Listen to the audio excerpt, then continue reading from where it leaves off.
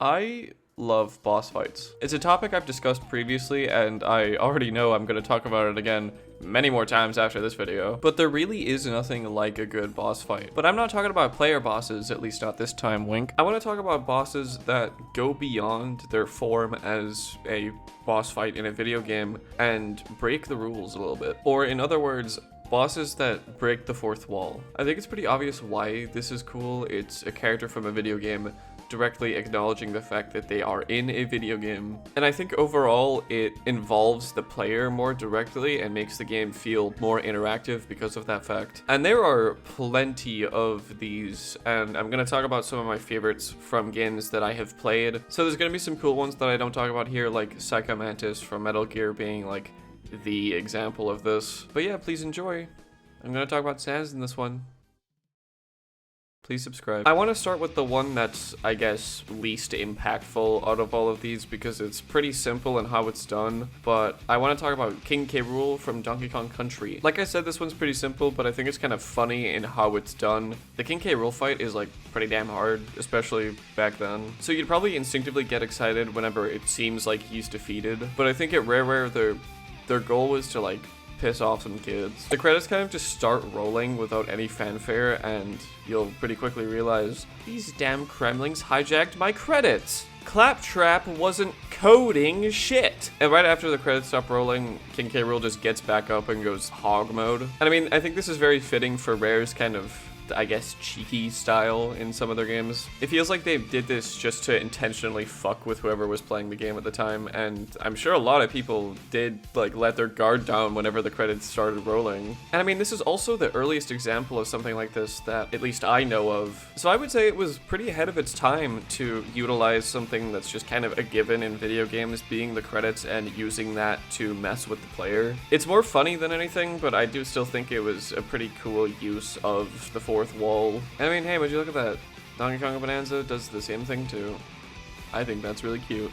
Maybe Claptrap was coding shit. But going a little bit further into the timeline, I want to talk about Off. I played the remake of it pretty recently, and it's a game that inspired stuff like Undertale, which, I mean, I wonder what I'm gonna talk about later. And I mean, I guess this isn't really like a shock or a surprise to the player because from the earliest moments of the game, they do refer to the player as a separate entity that is overseeing the batter, who is the playable character. But I think what's so effective is that in the narrative of Off, the batter is the villain, basically, and the kind of tutorial slash guide character calls you out on this, on being the one to lead this like horrible person through the entire story. And I think what's most effective is that he calls on you to make a choice. You have to either choose between the batter or the judge. It's again that small little amount of interactability between the player and the game that they're playing, and involving the actual person behind the screen in the choices that are made. And depending on your choices here, you actually either play as the batter or the judge, and if you choose the batter, it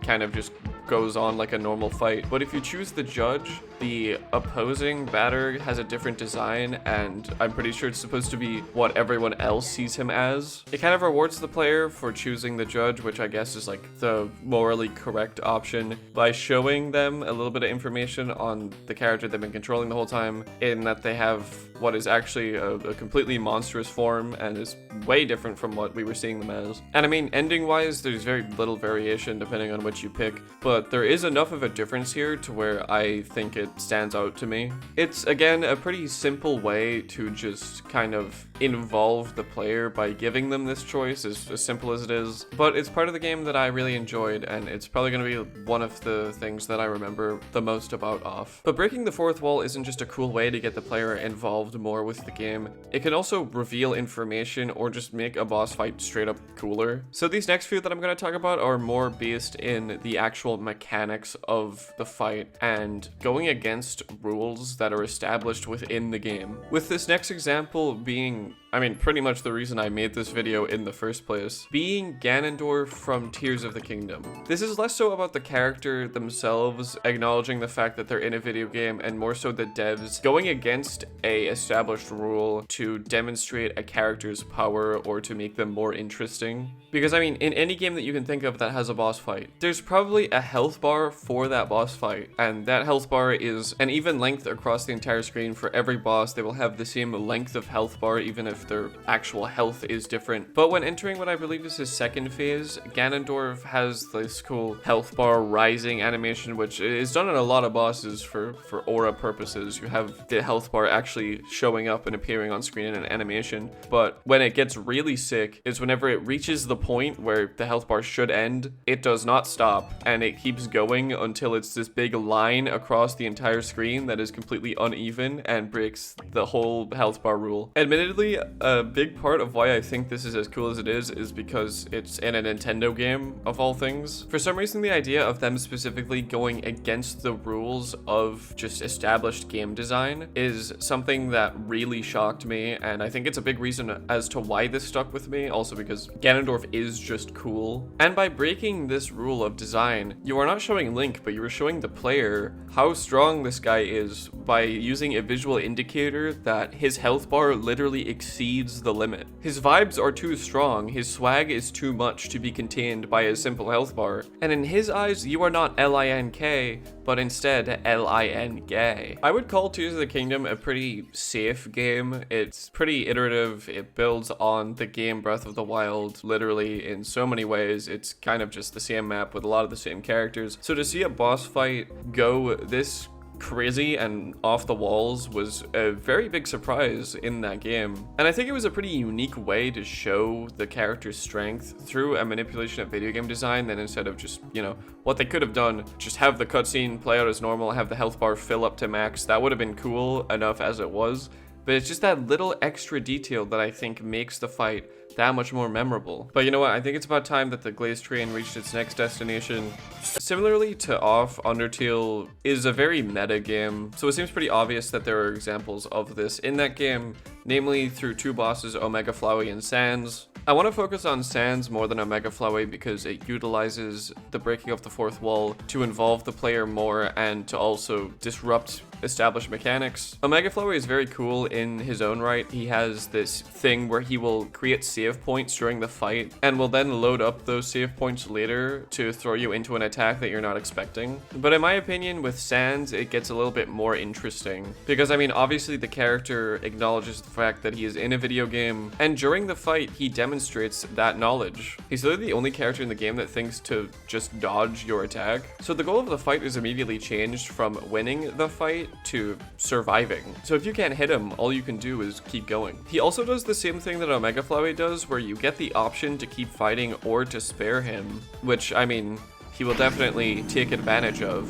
And then during the second phase of the fight, he will start attacking you through the UI at the bottom of the screen. Because the soul icon is used to select options, and it's the same icon that's used to represent you during a fight. So he literally just attacks the icon over the selection menu at the bottom. It gives the player literally zero downtime during the fight unless you're at 1 HP, in which he can't actually kill you. So this idea of endurance is even applied to selecting options in the menu because you don't have a second to even slow down. There is no pausing this fight. And then he even acknowledges that this is a turn-based RPG, and if his turn never ends, then you can't attack him. And then finally, the player has to manipulate the UI to actually physically move the box that you're constrained to during fights to the fight button in the bottom left. Because as Sans acknowledged previously in the fight, the soul that selects the options in the bottom menu is the exact same as the soul that appears during the enemy's attack. So the player is able to move that soul that is within the box to the bottom left to select the fight option. Undertale is an incredible game. It's one of the best games of all time for a reason. It is just incredibly well designed, and the character of Sans is an absolute marvel. His knowledge of meta elements is literally applied so perfectly during the fight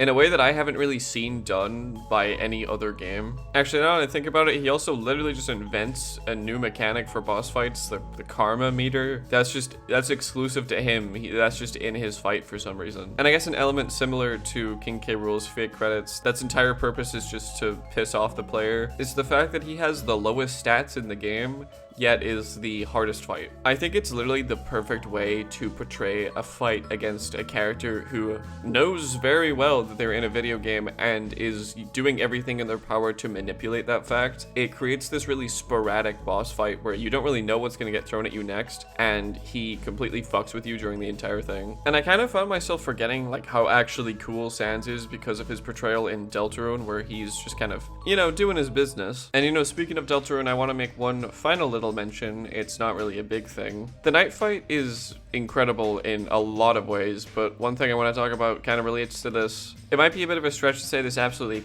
fucking obliterates the fourth wall or anything, but if you no-hit the night fight, there's a special little bit of dialogue that happens where, to me, it kind of reads as if Chris is acknowledging the fact that the player is not getting hit by the knight and is indicating to them that they need to hurry up and one-tap swoon them quickly. Again, it's nothing earth-shattering, but it kind of feels like a funny acknowledgement of a no-hit run, especially for a fight like the knight, which is supposed to be this crazy super boss. I just think it's really funny that Chris directly acknowledges the player's performance and has to hurry the fight out. But yeah, those were just a few boss fights that I thought were really cool demonstrations of how breaking the fourth wall can kind of lead to some really cool interactions and can mean a lot to the player. It makes for some very memorable moments, and I really like how it speaks directly to the person playing the game rather than the character. It has a really cool level of interaction that isn't really possible without breaching the fourth wall and by manipulating established mechanics and maybe breaking them entirely. And I just think it's really cool, and I want to play more games that does stuff like that. But yeah, thank you for watching. If you have any examples of this that I didn't talk about, I would love to hear about them, because like I literally just said, I want to play more games that have this kind of stuff in it. But you know what, I'm gonna break the fourth wall here. I'm gonna talk to you specifically, to you listening to this right now. I'm gonna tell you something that only you're allowed to hear, that you're not allowed to tell anyone else. Pomni